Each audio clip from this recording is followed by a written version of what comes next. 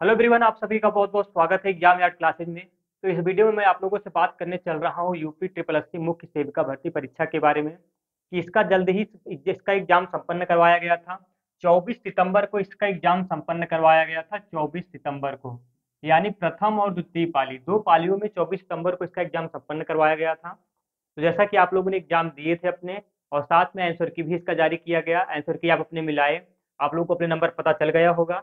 लेकिन सबसे बड़ी बात यह है कि 3 से 4 प्रश्नों पर आपत्ति भी प्रत्येक शिफ्ट में यानी प्रथम पाली और द्वितीय पाली में भी दर्ज की गई है। तो जो आपत्ति दर्ज की गई है उसके बाद इसका रिवाइज आंसर की आएगा। तो रिवाइज आंसर की कब तक आएगा, परिणाम कब तक जारी हो जाएगा, और साथ में कट ऑफ के बारे में मैं आप लोगों से बात करने चल रहा हूँ कि इसका कट ऑफ कितना जाएगा। और एकदम एक्यूरेट कट ऑफ रहेगा। आप लोग जब आंसर इसका रिवाइज आंसर किया आएगा उसके बाद जब इसका रिजल्ट जारी होगा तो आप लोग मिलाएंगे तो इसके लिए cut off same to same वही जाने वाला है। डीबी के लिए कितना गुना अभ्यर्थियों को बुलाएंगे इसके बारे में भी आपको बताएंगे।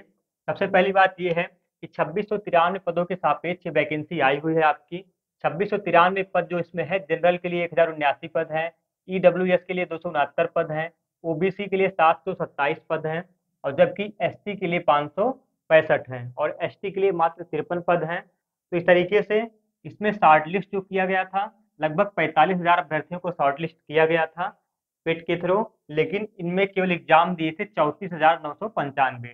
34,995 अभ्यर्थी मात्र एग्जाम दिए थे, बाकी लगभग 10,500 के आसपास अभ्यर्थी एग्जाम को स्किप कर दिए थे, यानी इस एग्जाम को छोड़ दिए थे। तो अगर हम लोग बात करते हैं इसके रिवाइज आंसर की को लेकर के, जैसा कि पता है आपको कि दोनों पालियों में मिनिमम 4 से 5 क्वेश्चन पर आपत्ति दर्ज की गई है। फर्स्ट पाली में तो लगभग 4 से 5 क्वेश्चन पर आपत्ति दर्ज की गई है। तो ऐसे में ज्यादा चांसेज हैं कि 3 प्रश्नों पर मिनिमम फर्स्ट पाली में फुल मार्क्स मिलने की पूरी पूरी संभावना है कि 3 मार्क्स पूरे पूरे मिल सकते हैं। तो इस तरीके से अगर देखा जाए तो इसका रिवाइज आंसर की, हालांकि अभी सामने आपका 28 और 29 अक्टूबर को, फिर 2028 और 29 अक्टूबर को फिर 2023 का एग्जाम पड़ा हुआ है। तो यूपी ट्रिपल एससी आयोग सबसे पहले इसी एग्जाम को देख रहा है कि इस एग्जाम को अच्छे से क्लियर करवा लिया जाए। उसके बाद आगे पीछे की कुछ वैकेंसी को देखा जाएगा जो आने वाली है, या जिसका कुछ रिजल्ट या कुछ परिणाम जारी करना है। तो इसका आंसर की जो जारी करेगा, जहां तक संभावना बन रही है कि नवंबर के प्रथम सप्ताह में ही शामिल करेगा, मतलब इसको जारी करेगा इसका रिवाइज आंसर की। लेकिन परिणाम की बात की जाए तो परिणाम इसका आपका बहुत लेट नहीं करेगा। अगर नवंबर माह में भी इसका रिवाइज आंसर की जारी हो जाएगा नहीं, 100% हो जाएगा। और भी फर्स्ट वीक में ही आपका पूरा पूरा जारी होगा। हो सकता है कि पहले भी दे सकता है, पिट की जरूरत नहीं है कि पिट को करवाने के बाद ही दे, आंसर की ही तो देना है। लेकिन अगर देखा जाए परिणाम इसका, तो मान के चलिए कि दिसंबर माह में आपका इसका परिणाम जारी कर देगा, और दिसंबर माह में ही आपको डीबी के लिए बुलाएगा। और डीबी के लिए मिनिमम मान के चलिए कि आप 3 गुना अभ्यर्थियों को बुलाएगा, क्योंकि कुछ प्रॉब्लम्स हैं डिग्री को लेकर के भी बीएससी होम साइंस वाले में। तो ऐसे में बीएससी होम साइंस वाले को ज़्यादा घबराने की जरूरत नहीं है। हो सकता है कि इनमें उनके लिए कोई ऐसा प्रॉब्लम ना हो, उनको कोई ऐसा चीज़ों का सामना ना करना पड़े। अगर वो अभ्यर्थियों को शॉर्ट लिस्ट किए हैं, बुलाए हैं, तो बाद में भी उनको कोई प्रॉब्लम नहीं कर सकते हैं। ऐसे में हम कट ऑफ की बात कर लेते हैं। जनरल, ओबीसी, एससी, एसटी, इनका कट ऑफ कितना जाएगा। तो जनरल ओबीसी का कट ऑफ अगर बात किया जाए, जैसा कि आप सभी को पता है कि फर्स्ट शिफ्ट का जो पेपर हुआ था वो थोड़ा सा इजी टू मॉडरेट था, लेकिन जो द्वितीय पाली का हुआ था वो थोड़ा सा, बहुत ज़्यादा दोनों में अंतर नहीं था, लेकिन अगर देखा जाए तो 2-3 नंबर का अंतर हो सकता है अगर बहुत ध्यान से पेपर को मिलाया जाए।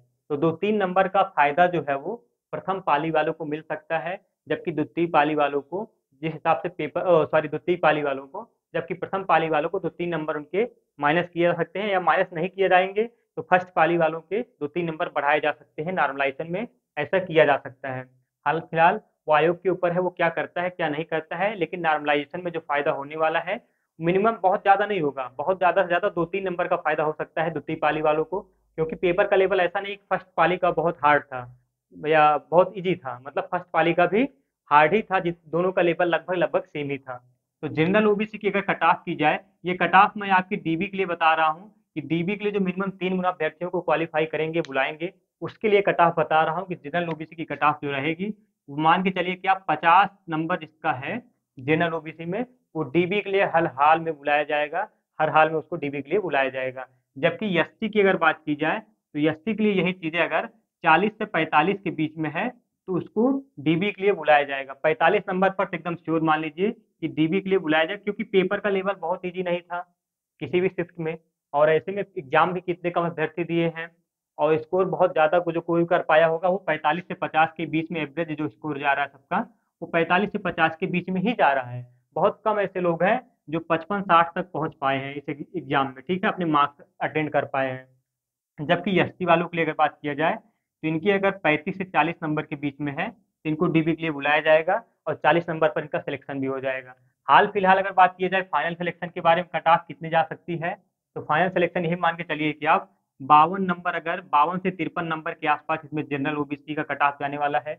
जबकि एससी का अगर देखा जाए तो 45 से 46 के आसपास एससी का कट ऑफ जाने वाला है इसमें फाइनल सिलेक्शन के लिए। तो इस तरीके से अगर आप इतने नंबर के बीच में आ रहे हैं, क्योंकि पेपर का लेवल थोड़ा सा टफ था, तो आप लोग अपने आप को सेफ जोन में मानिए। अगर आप लोगों को कोई इसमें जानकारी चाहिए किसी भी चीज़ के बारे में तो आप लोग पूछ सकते हैं। हालांकि जो आपत्तियां दर्ज की गई हैं उनमें जो है अभी आप रिवाइज आंसर के इंतजार करिए, क्योंकि फर्स्ट शिफ्ट में आपके कुछ नंबर बढ़ भी सकते हैं। ज़्यादा प्रश्नों पर आपत्ति दर्ज की गई है, लगभग 4 से 5 प्रश्नों पर। तो अगर कोई जानकारी चाहिए तो आप लोग कमेंट बॉक्स से पूछिएगा, यहाँ से सारी जानकारी आपको दी जाएगी। आशा करता हूँ यहाँ से वीडियो आप लोगों को समझ में आई होगी। वीडियो को लाइक जरूर करिएगा।